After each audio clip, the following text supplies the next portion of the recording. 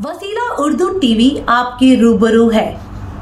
खबर की सदाकत और शफाफियत का अलंबरदार चैनल वसीला उर्दू टीवी। खबरें मुलाहिजा फरमाइए।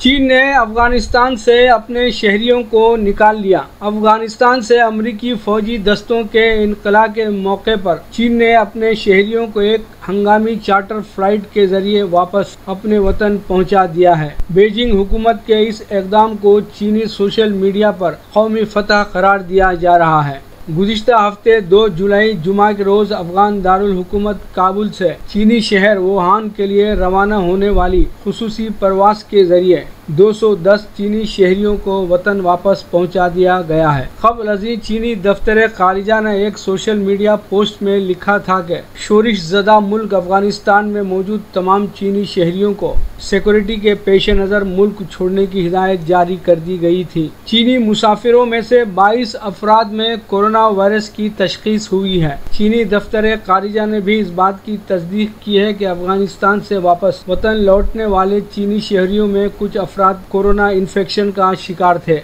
अमेरिकी सदर जो बाइडन पहले ही ये ऐलान कर चुके हैं कि 31 अगस्त तक अफगानिस्तान से तमाम अमेरिकी फौजी दस्ते वापस लौट जाएंगे, लेकिन हालिया चंद हफ्तों के दौरान अस्करियत पसंद ग्रोह तालिबान अफगानिस्तान के बड़े हिस्से पर कब्जे का दावा भी कर रहे हैं। शामीन एयरलाइन के पायलट के बकौल इस रास्ते पर परवास करना आसान नहीं, हम एक भी हम वतन को पीछे नहीं छोड़ेंगे।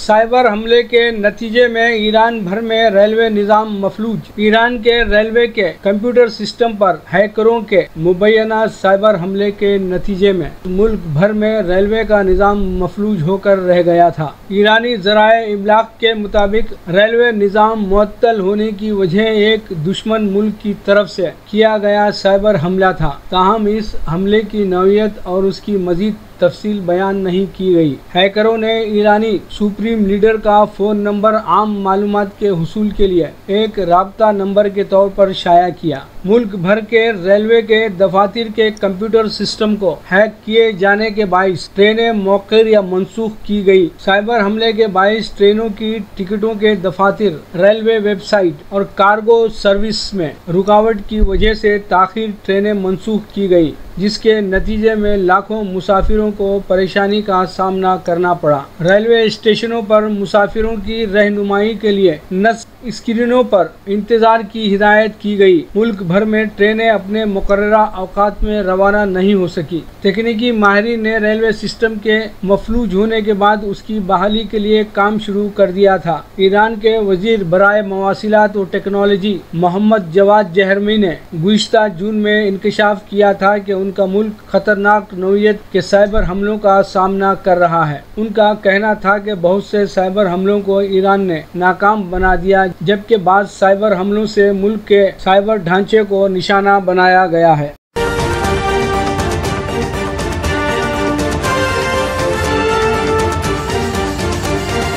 कोवैक्सीन को तस्लीम शुदा हैसियत देने के लिए इटली से बातचीत। कॉमर्स एंड इंडस्ट्री के मरकजी वजीर पीयूष गोयल ने हिंदुस्तानी कोविड टीके कोवैक्सीन को तस्लीम शुदा हैसियत देने का मामला इटली के सामने उठाया। कॉमर्स एंड इंडस्ट्री की मरकजी वजारत ने शनिचर को यहाँ एक इतला देते हुए बताया कि मिस्टर गोयल ने हिंद इटली इक़्तिसादी ताउन मुश्तरका कमीशन की 21वीं मीटिंग की सदारत करते हुए कहा कि इटली को हिंदुस्तानी कोविड टीके कोवैक्सीन को जल्द अज जल्द तस्लीम शुदा हैसियत दी जानी चाहिए और हिंदुस्तानियों पर सफरी पाबंदी ख़त्म करनी चाहिए। उन्होंने हिंदुस्तानियों को इटली का वीज़ा देने के अमल के वक्त में भी कमी करने के लिए कहा। ये मीटिंग ऑनलाइन मुनक़्क़िद की गई। इसमें इटली की नुमाइंदगी वहाँ के खारिजी उमूर और बैनुल अक़वामी ताउन के वजीर लोटी डी माओ ने की। मीटिंग में दोनों फरीक़ैन ने फूड प्रोसेसिंग, कपड़ा, चमड़ा, रेलवे, स्टार्टअप और छोटी सनतों को फ़रोग़ देने के शोबों में दो तरफ़ा तिजारत और सरमायाकारी और इक़्तिसादी ताउन पर वसी बातचीत की।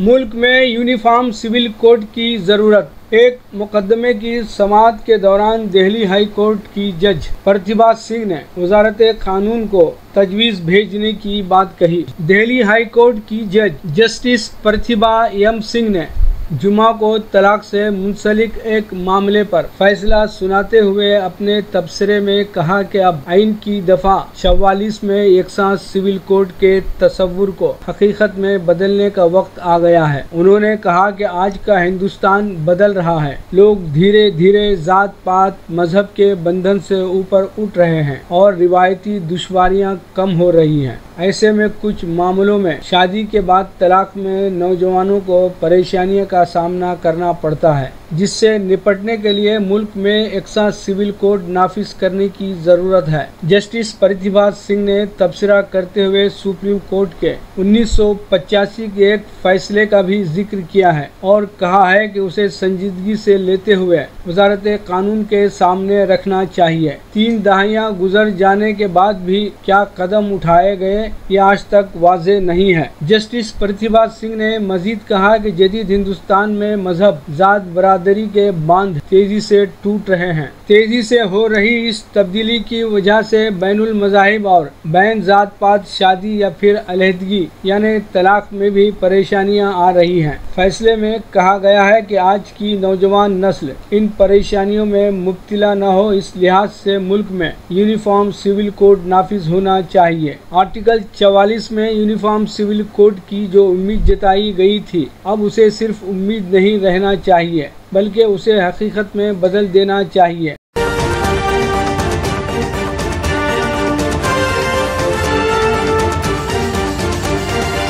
मकतूब रियाज मिन जानिब KN वासिफ। हज 2021 के 60,000 खुश नसीब हुज्जाज 19 जुलाई को हज का रुकन आज़म वकूफ़ अरफा करेंगे। वजारत हज व उम्रा के एक बयान के मुताबिक इमसाल के हज के सिलसिले में वजारत हज व उम्रा ने ममलिकत के मुख्तलिफ शहरों से आज़मीन हज के इस्तकबाल की तैयारियां मुकम्मल कर ली हैं। आज़मीन को मशाइर मुक़द्दसा में ले जाने का आगाज़ 7 ज़ुल्हज्जा से होगा। वजारत हज व उम्रे की जानिब से इमसाल अंदरून ममलिकत से 60,000 अफराद को हज की इजाज़त जारी की गई है। हज इजाज़त के लिए मुकर्ररा शराइत में कोरोना वैक्सीन के अलावा उन अफराद को अवलियत दी गई है जिन्होंने माजी में कभी हज अदा नहीं किया था। वजारत हज व उम्रे का कहना है कि मुख्तलिफ शहरों से मक्का मुकर्रमा आने वाले आज़मीन हज के काफिलों का इस्तकबाल करने के लिए 4 मराकिज़ कायम किए गए हैं, जबकि हर हाजी के लिए रहनुमाई चार्ट भी मुहैया किया जाएगा। आज़मीन हज को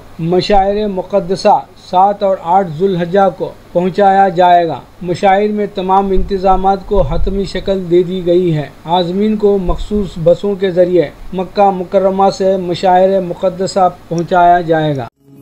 लीजिए अब पेश है हमारा प्रोग्राम वक्फ़े अदब। वक्फ़े अदब में प्रोफेसर मुज़फ़्फ़र शाहमीरी को समाअत फरमाइएगा। दोस्तों, ताज़ा गज़ल के कुछ शेर हैं, मुलाहिज़ा फरमाएं कि मतलब अर्ज़ कर रहा हूँ। आग सीनों में लगी है अब तो बोल, आग सीनों में लगी है अब तो बोल, अब तो बोल, उफ़ गज़ब की बेकली है अब तो बोल, उफ़ गज़ब की बेकली है अब तो बोल, अब तो बोल।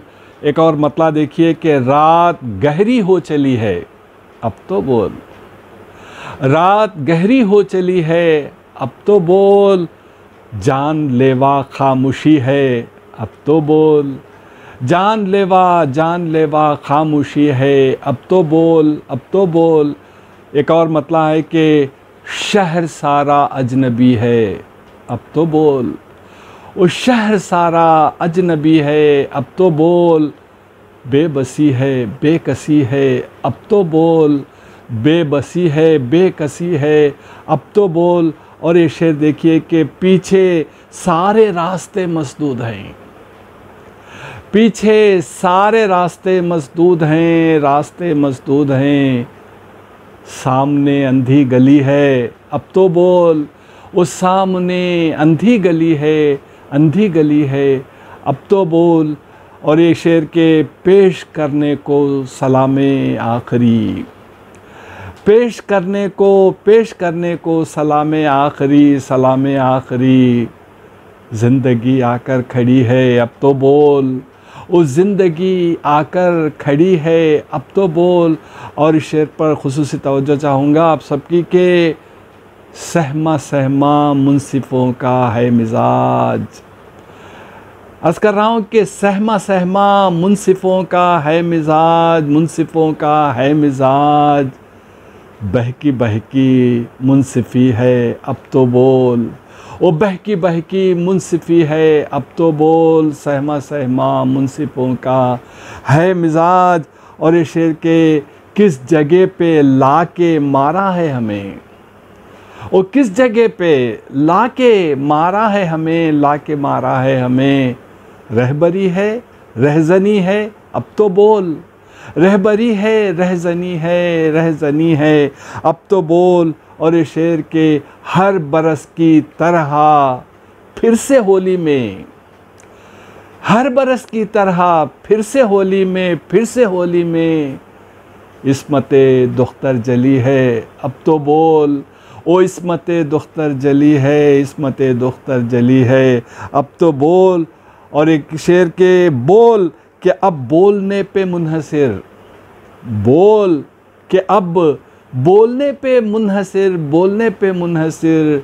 ओ ज़िंदगी की हर खुशी है अब तो बोल, ओ ज़िंदगी की हर खुशी है अब तो बोल, अब तो बोल। और गज़ल का आखिरी शेर है कि जो हमारे हिस्से की थी कहकशां, जो हमारे हिस्से की थी, हमारे हिस्से की थी कहकशां, कहकशां। मिट्टी मिट्टी हो रही है अब तो बोल, मिट्टी मिट्टी हो रही है अब तो बोल, अब तो बोल। और गज़ल का मख्ता पेश खिदमत है कि कैसे पिघलाएं मुज़फ़्फ़र उसको हम, कैसे पिघलाएं, कैसे पिघलाएं मुज़फ़्फ़र उसको हम, उसको हम। बर्फ़ ज़हनों पर जमी है अब तो बोल।